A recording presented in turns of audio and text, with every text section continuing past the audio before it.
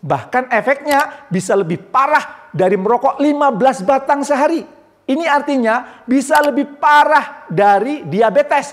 Dan efeknya baru akan dirasakan di masa yang akan datang.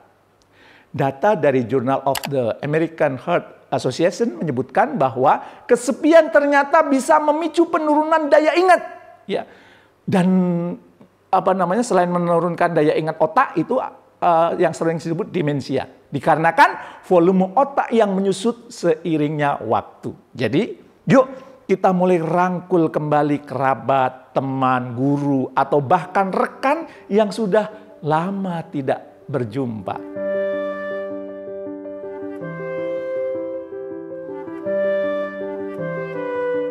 Assalamualaikum warahmatullahi wabarakatuh.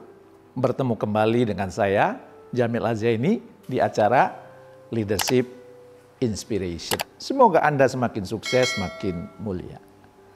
Martin Seligman, seorang psikolog yang sangat populer dengan gagasan-gagasan psikologi positif, menyampaikan bahwa sekarang terjadi paradok di mana orang sangat mudah mengakses hiburan atau tontonan, namun justru yang terjadi banyak orang yang kesepian. Hidup bersama dengan yang lain, namun kesepian.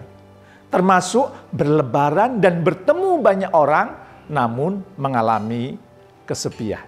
Apakah Anda termasuk di dalamnya?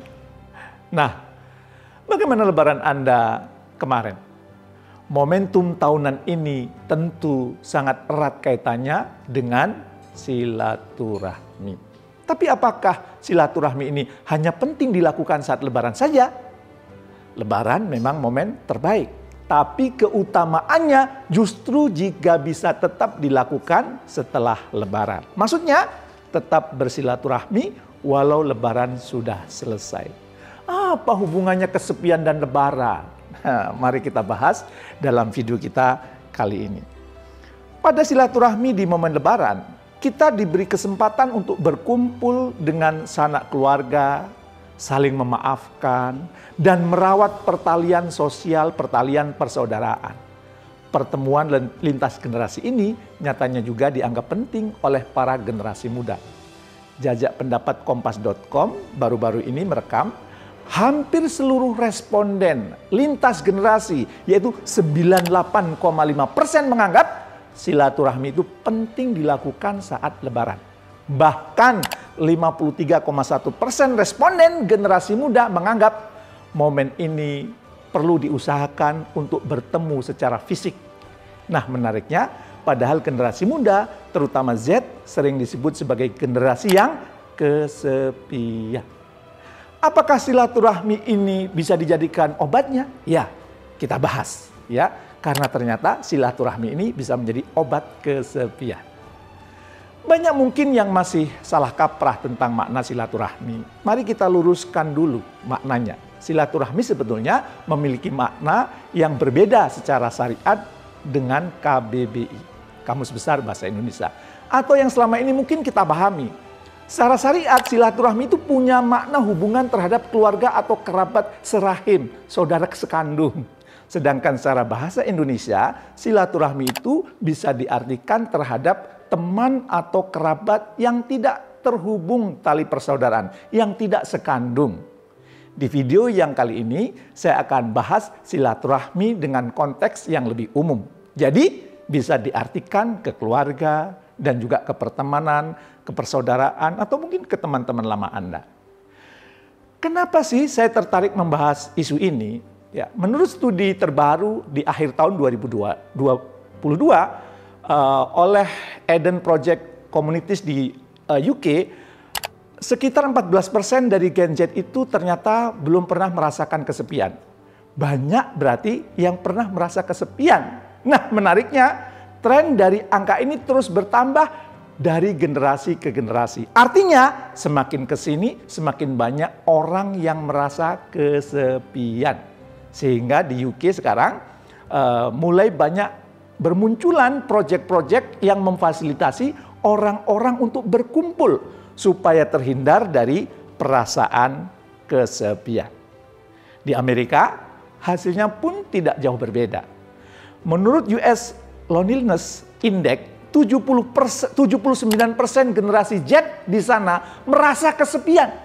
Dan milenialnya juga tidak berbeda jauh, yaitu 71%. Cukup miris ya.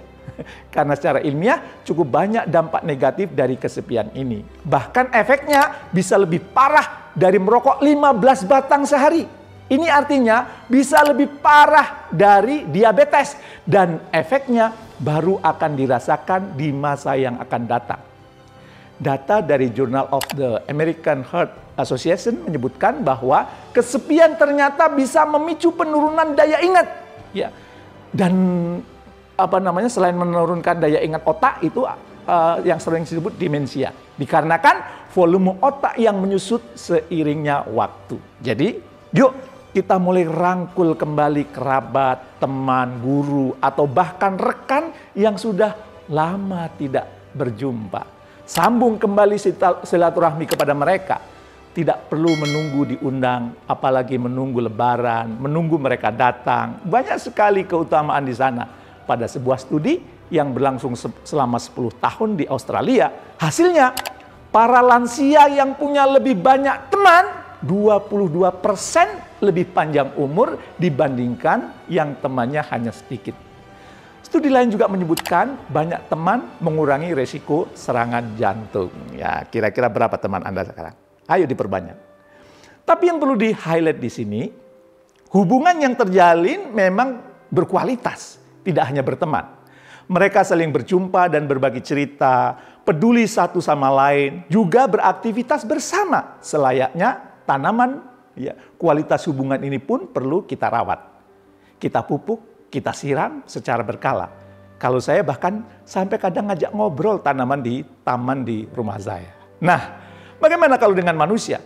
Setidaknya ada 2 hal yang perlu Anda pahami agar hubungan Anda dengan rekan-rekan atau kerabat Anda bisa berkualitas. Yang pertama, kita selalu meluangkan waktu untuk apa yang kita anggap berharga. Begitupun dengan bersilaturahmi. Bahkan tidak hanya kos yang berupa waktu, namun juga kos yang sifatnya material. Dengan kita mau menyempatkan untuk menemui yang bersangkutan, artinya kita memberikan tempat khusus di hati kita. Kita ingin membangun hubungan yang lebih dalam. Dan sangat wajar jika Anda tidak menerapkan ini kepada semua rekanan Anda. Tidak perlu merasa bersalah, karena jika semua Anda anggap spesial, artinya sebenarnya tidak ada yang spesial di antara mereka. Yang kedua, buka ruang untuk setiap hubungan baru. Anda tidak bisa memaksakan jika orang yang Anda harapkan sebagai kerabat dekat ternyata tidak merasakan hal yang sama dengan Anda. Bertepuk sebelah tangan. Itu sakitnya tuh di sini.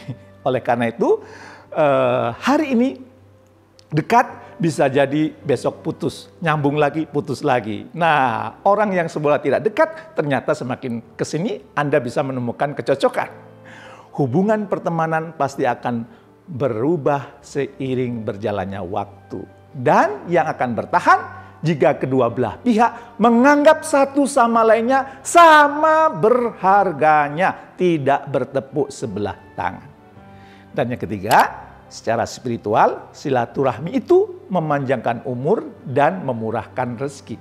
Memang faktanya, banyak pengambilan keputusan, pemberian proyek, order, atau kerjasama bisnis bukan karena hebat atau canggihnya proposal, akan tetapi karena hubungan kedekatan.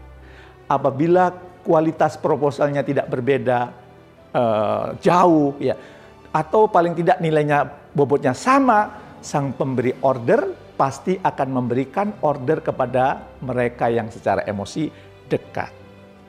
Banyak orang mungkin merasa banyak teman atau kerabat, tapi dalam keseharian masih merasa kesepian sendiri.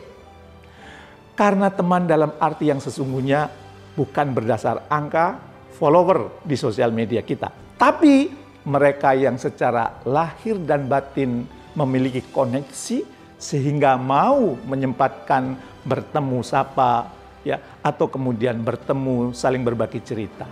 Yuk kita giatkan kembali saling bersilaturahmi. Rangkul lagi kerabat, kawan yang sefrekuensi dengan Anda. Hubungi mereka, datangi jika masih memungkinkan. Jangan ragu sekalipun ia adalah anggota tim Anda di kantor. Karena dalam silaturahmi semua pihak bisa merasakan dampak positifnya. Pemimpin yang hebat itu kegiatan bisnisnya tetap jalan ketika sang pemimpin jalan-jalan. Dan jalan-jalan seorang pemimpin adalah bersilaturahmi, memperbanyak dan memperkuat relasi. Tetaplah menjadi pemimpin yang benar-benar memimpin dengan terus memperbanyak silaturahmi. Sukses mulia untuk kita semua.